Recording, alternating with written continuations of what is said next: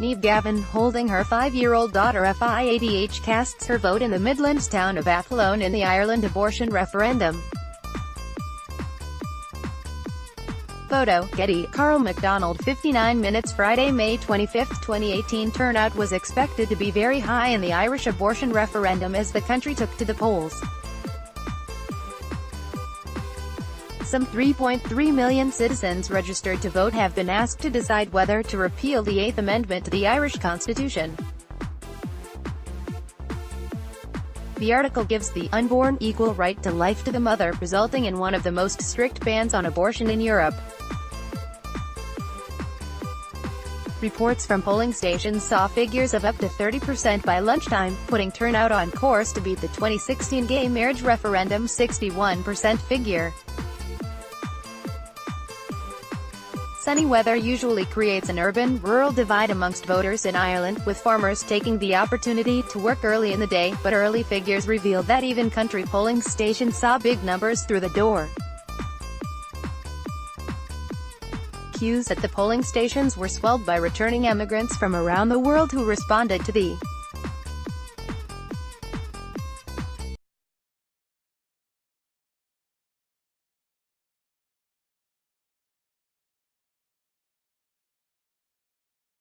"I've had people scream in my face from an inch away, call me a murderer and spray holy water over the stand.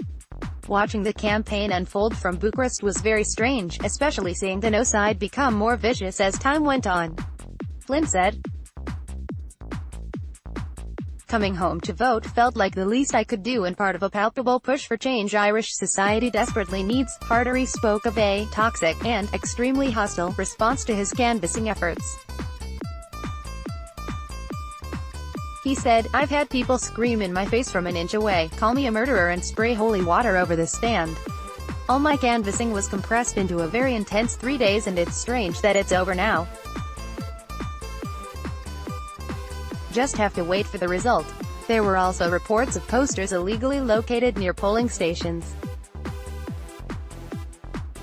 Many of Ireland's primary schools, where much of the voting was taking place, are church-run, leading to complaints about prominent religious iconography. A big yes Leo Varadkar votes in his local polling station in Castleknock, Dublin. Photo, Getty. Taoiseach Leo Varadkar, whose government called the referendum, voted in his local polling station in Castleknock, Dublin, telling waiting reporters, "It's a big yes from me." The high turnout is considered likely to favor the yes side, which has a significant but declining lead in the polls. A Sunday Business Post poll published last week showed yes on 56%, but no on 27% and don't know at 14%. 3% refused to answer. If turnout trumps the last general election, as seemed possible before voting ceased at 10 p.m., then that may point to a high number of new or non-habitual voters showing up, especially yes-leaning younger people. Dublin doesn't speak for the country. A large yes poster in Dublin city centre. Photo, Getty. If you drive 40 minutes outside Dublin, you'll be in a county with thousands of no posters and just a handful of yes posters. Abigail Malone, No campaign. Abigail Malone, a spokeswoman for the anti-abortion No campaign, spoke with pride about her side's efforts nonetheless, despite what she saw as hostility in the mainstream media. "You're playing with high stakes if you underestimate the passion and heart ordinary people have," she said. Dublin doesn't speak for the country. If you drive 40 minutes outside Dublin, you'll be in a county with thousands of no posters and just a handful of yes posters. She added, "We were first out of the starting blocks with our canvas, and then with our posters, and I'm proud of that work from the men and women who volunteered.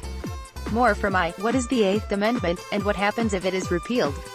Irish people are going.